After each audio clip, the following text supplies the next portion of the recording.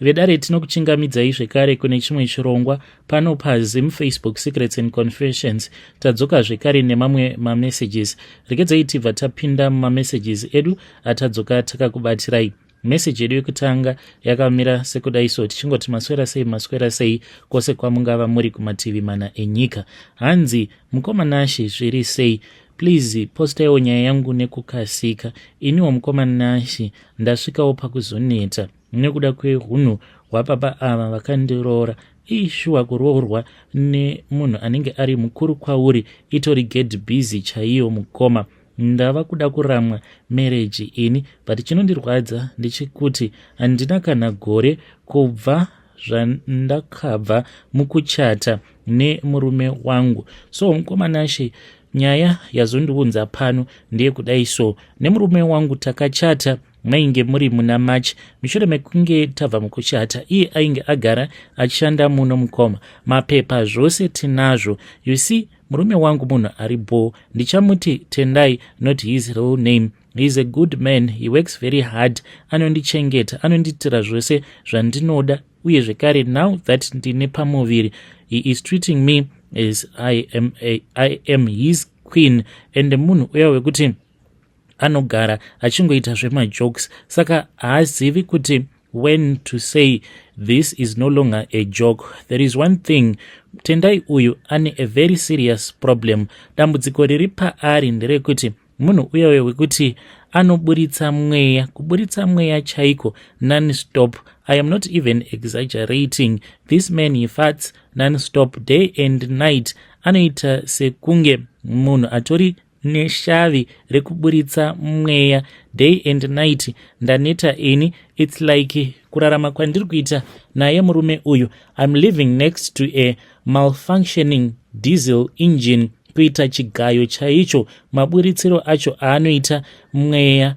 Mukomanashi, I thought kuti it was just a phase. Zvakaitika ndezvekuti takasanganawo pasocial media. Imiwe zvekuti vanhu munongodanana online ende hamumbopanani nguva yekuti munge muchidzidzana. Ainge agara zvake ari kuno kuJoni, taidanana online, and then paakazotouya kumba straight munhu achitondiroora. Tikabva tatotanga kutoorganize zvekuti tinge tichizochata. We had our wedding because ainge achida kuti tinge tichizokasika tagara tose. So mukomanashi, mushure mekunge tachata ndipo apo pandakazounzwa kunoku kana kuwandi munhu kuti takamboenda here mukoma, because tainge titori panzara since we had been dating for a little bit of a long time, but iri online dating. So I thought kuti maybe it is just a phase, but zvinhu zvekuti zvakandinetsa kuti baba ava havanyari here, because kana zuva ratakatanga kurara tose pahoneymoon night yedu, kana ini ndaitonyara kukurura hembe dzangu vakanditarisa, but iye munhu akabva azotoregedzera achingonoburuka pamusoro pangu. Munhu kwava kutofuratira otoregedzera paya. Ndakashaya kuti ndoita sei, kutopanika. Mushure mekunge adaro akabva angoti unoziva kuti sadza ratadya, because ikoko kwacho kwatainge tiri kuhotel. Akaoda sadza, nyama uye zvekare nebeans, but akati hanzi isupu yechakalaka. Saka hanzi ndo zvainge zvava kukonzeresa kuti ange achiburitsa mweya kudaro. I even blamed myself, because ndini ndaitoda kunzwa kuti chakalaka yacho yaakazoorder inotaster sei. Ndikati beans idzi dzandaorder dzazodya inini ndadzitadza nekuti it was too sour for me. Ndo dzazokonzeresa kuti ange achizosvika pakuburitsa mhepo kudai. Okay, takazodzoka kumba mukomanashi. I started saying kuti munhu uyu ndo zvaatori, munhu wekutoti anogara achingoburitsa mhepo non-stop farting, ndo yavanoita baba ava. Ende unotoona kutoti hazvisi zvega, ritori dambudziko. Kunyangwe munhu akavarahirwa vanongokaruka vatoregedzera, vanotongozoshinga kana kuri kunzi kana paine vanhu dzimwe nguva vanotosimuka vobva vatoenda kana kubedroom. Kana tashanyirwawo neshamwari dzedu vanozoti kana vanhu vaya vaenda ndipo panozosara vachiseka vachiti ipo paya ndazotomboenda kubedroom ndikatonoregedzera, such that ndava kutogara ndiine air freshener akomana zvinoitawo here mubedroom mangu. So I then started experimenting sezvo ndainge ndaona kuti murume wangu ndo dambudziko rake raainaro, ndikabva ndazviudza kuti no beans no cabbage, uye zvekare nezvimwe zvinhu zvinokonzeresa kuti munhu ange achizoita iyo farting yacho yavanoita non-stop. I even tried some recipes from YouTube sezvo ndisina zvekuita muswero wese wezuva ndichingoswerera YouTube, but guess what, nothing worked, nothing has worked. Iniwo ndazosvika pakuneta. The worst part is that murume wangu, he does not even seem embarrassed mukoma. Last week chaiyo takati tiri kuchurch, ndikati but unoona zvichiita here, because ndakatomuona kuti ndo zvaainge ava kuda kuita. Ini hangu ndokubva ndasimuka ndikambonogara hangu panze, because ndainge ndava kunzwa kuboyekana. Akazonditi wanga uchida kuti ndige ndichiita sei? Ndikati simukazve unge uchienda kunozvibatsira kutoilet kana uchinzwa kuti mudumbu mako makazarisa chikafu. Akatongosimudzira zvishoma kuitira kuti akwanise kuita zviya zvekuti mbijana zvekuti hazvizomboiti noise tirimo muchechi imomo mukoma. Ndo stera rake raanoita. Apa is respected a lot zvekuti hakuna kana angambofungidzira kuti paya kana zvikazonzi muchechi muri kunhuwa vanhu vachingoti munomu mune chiri kunhuwa. No one will even think kuti anenge ari murume wangu, but guess what, anenge ari iye, and he does not even feel embarrassed. When we were driving from church, ndainge ndakaita kugumbuka, munhu ndokubva ati uri kutotsamwa kuti ndazviita iwe usisimo muchechi. Akabva ati mira uone zvandiroda kuita.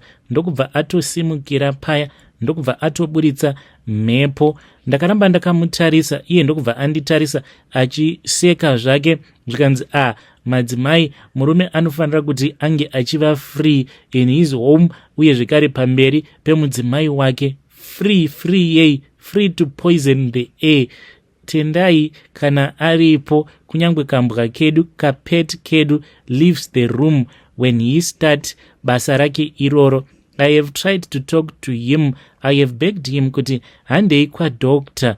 One time ndakambomutengera medicine, akabva anditi, you know what, this is just normal. Ndingoriwo munhu wekuti mudumbu mangu munogara makazara mhepo. I love my husband, but my patient is running out, and ndinogara ndichingoboyekana naye murume uyu. Sometimes I think kuti he does it on purpose. Last week we were just sitting zvedu outside. We were by the balcony. Ndainge ndisitomborina kana kutombotarisira, enjoying the moment under the stars. A quiet moment it was.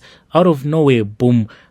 It sounded kuita kunge tractor zvayo yainge ichitodhuma. I jumped, ndokubva aseka zvake.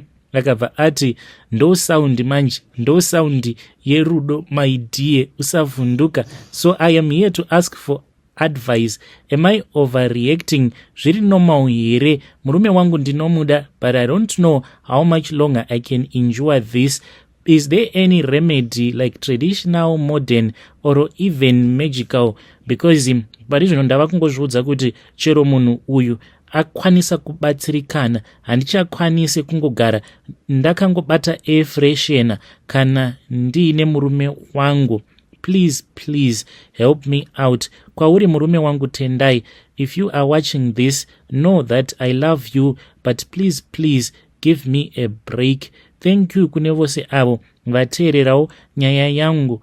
Ndinokumbirawo kuti munge muchizondibatsirawo kune vamwe vakadzi out there vakarorwawo nevarume vakaita semurume wangu uyu Tendai. Ndibatsireiwo kuti ndingapakunda sei, ndinoikunda here miedzo iyi. Ndichange ndichizotevererawo ndiri mucomment section. Vedare ndo message iyo yandakatumidzirwa ichibva kuna vahanzvadzi vedu. Ngatizamei kuti tinge tichitaura naye mwanasikana uyu mucomment section. Naimi zvakangoma hazvo vedu we. Hanzi dzimwe nguva anotosimukira achitodriver obva atanga kuseka. Maybe munhu waiwe kuti is a comedian. we don't know, maybe anenge atoriwo content creator who is a comedian. It is just that pavava kuzozviitira mukoma ava ndipo panenge pasiriripo, but ngatizame kuti tinge tichitaura navo mucomment section vanzvadzi vedu ava. Zvakangoma hazvo vedu we. Ndekedzai tibva taenda panyaya yedu inotevera. Nyaya yedu inotevera yakamira sekudai so. Hanzi makadi zvenyu mukoma, ndiri kukumbirawo kuti munge muchindiposterawo nyaya yangu makaviga chitupa changu. Right now nemudzimai wangu tiri kunetsana. Isuwo tiri kugara tiri muno muSouth Africa mukoma. So takabvawo mukuwana mapepa emuno muSouth Africa a couple of years ago. Ndikangoti maybe 2 years ago inini namadam tavabo. Saka madam vakabva vachizotanga kuenda kuchikoro. Then last year ndo pavakazowana basa vava kutoshanda as a manager pane imwe company. Saka salary yavanowana madam, it ranges between 36 to 39 kana kuti 40k a month. Then ininiwo mari yandinowana pamwedzi, it is slightly lower. Ndinowanzokuwana kuma 26 up to 28 ikoko each and every month. So mukomana chinyaya iripo ndekudai so. Mudzimai wangu uyu ari kuti ane motikari iyo yaari kuda kuti ange achizotenga. Ndakamubvunza kuti motikari iyi yauri kuda ndeyipi, akabva anditi iye ainge achida imwe Haval so yaari kuda. Motikari iyi mukoma, price tag yayo it is somewhere kuma 300 and something. So zvichireva izvo kuti pamwedzi anenge achifanira kuti ange achizobhadhara between kuma 7 kana kuti kuma 8k a month. Zvino anofanira kuti ange achizobhadhara motikari iyi maybe up to 5 years. Saka tava kungogara tichinetsana namadam because pay yavo obviously kana vakaita zvekutorana nemotikari idzi dzavava kuti vari kuda apa, iniwo mukomanashe obviously vakabva vanditi semurume unofanira kuzoti unge uchizoita yako, which means kuti umwe neumwe achazotora mari yake. It means kuti tichange tichizoshandira motikari idzi tichidzibhadhara, and for almost 5 years tichingodzibhadhara motikari idzodzo. So I told her kuti chakashatira pamotikari ndechekuti from day 1 rauchanotora motikari yako iyoyo, kunyange zvikanzi motikari iyi waitenga ne300 kana 350k, but ziva kuti uchingobva kugaraji ikoko motikari iyoyo inenge yava kutodepreciata. Kunyange ukada kudzokera nayo vanozotoitenga motikari iyoyo ne-less price. Zvose izvozvo haasi kuzviona. Ndakazorwadziwa mukomanashi nekuda kwekuti ndakabva ndazoona imwe message iyo yakatumidzira sisi vake, ende sisi vake vakabva vati ko ivo bamunini vangagoda kukukontrola here pasalari yako. Handiti it is your salary. Zvinonakidza here kuti munhu unoenda kubasa nekombi apa uri manager as well. Handiti unofanira kuzosvikawo pakambani uchirakidzirawo kuti you are someone who is earning at least a lot so that people can respect you. Ndakarwadziwa mushure mekunge ndaona message iyoyo. Obviously I then confronted amai guru in a nice way. Zvinova zviri zvinhu zvokuti zvakabva zvamuboa. Akabva anditi, who the hell are you now that you want to control me on my salary? My paycheck is my paycheck. You can do as you want with your own salary. Ndokubva achizondiudza mamwe magara moyo ekuti dai ndanga ndisina kuzvicontrola, maybe ndingadai ndakatosvika pakutorova mukadzi for the first time in my life because akandirwadzisa nezvose izvo zvaakandiudza. So we are fighting right now. Month end, iyi month end ari kundiudza kuti ane motikari yaari kuda kuenda kunotora and she wants to spite me. That is what I had kubva kuno umwe muzukuru wake. Hanzi akatoti sekuru vako manje ndikuda kuvagadzirira saizi, kuda kuenda kunotora BMW, and I know kuti motikari yaachatora obviously she will be paying maybe from 7 kana kutonosvika kuma 10 because ari kuda kutora latest model ye BMW. So nezvose izvi zviri kuitika mumarriage yangu, I can say kuti zvava kutokonzeresa kuti tingogara tiri vanhu vekuti tinenge tichingonetsana. Ndainge ndakamuudza kuti rather than kuti tinge tichitora motikari iyi nechikwereti, ko tadii tangounganidza mari tobva tatsvaka kamotikari kedu ke60 kana kuti 70,000. Mukomana akaseka akabva ati, unombondiona saaniko zvekuti ndinganzi ndinoenda kunotenga second hand zvekuwebuycars zvinenge zvakafa. Ndiri kuda motikari yangu inouya iri mubepa, one that I'll open up for myself, but the cost is the cost worth it. 5 years down the line uchingobhadhara motikari yekuti you won't be able to get the same amount that you would have used. So iye ari kuti ndine madhimoni, ndine shavi renhamo risingadi chakanaka. That is why ndikuda kuramba ndichingotsikirira panyaya yekuti ngatitsvakei motikari second hand. If I am wrong, please tell me. Should I allow her to go and take that car? Please ndiudzeiwo, ndichange ndichizoteverera ndiri mucomment section. Vedare ndo message iyo yandakatumidzirwa ichibva kuna mukoma vedu avo. Ngatizame kuti tinge tichitaura navo mukoma vedu ava mucomment section. There is nothing that is wrong nemotikari dzekuwebuycars. You just need to know kuti which model do you buy. Usually kana ukazvitengera ingava iri Toyota, VW or even Isuzu, kana uchinotenga motikari kuwebuycars, then you avoid models akaita sema BMWs nema Mercedes Benz. Those ones they are a no because you don't know kuti motikari iyoyo yakambokanikiwa kusvika papi. And Benz and BMW, once it starts to give you problems, you will know kuti chinenge chatova chikwambo chaunenge wapinza mumusha ichocho. But a Toyota, you will never go wrong with a Toyota. Even a VW, it's okay, kana Isuzu. So you can tell her kuti let us go kuwebuycars, and when you go there and aina makanika anenge aine zvima OBB tester zvezvia, then you check the car and you see, and let's hope kuti she will agree, because there is an advantage kana mukazvitengera a second hand car yenyu yamunoziva kuti motikari iyi kunyange ikanzi yafa tinechingoda mari yekungogadzirisa chete, but idzi dzekuti dzinenge dziri dzezvikwereti unotoda uchitoziva kuti wakatosimba chaizvo, because anything can go wrong in life. So ngatizame kuti tinge tichitaura navo mukoma vedu ava mucomment section. Personally, I don't think kuti munganzi mune hanzi dhimoni rehurombe risingadi chakanaka. It is just that the way amai guru yavari kuda kutenga nayo motikari iyi, it does not sit well with you. Let us try to speak with him in the comment section.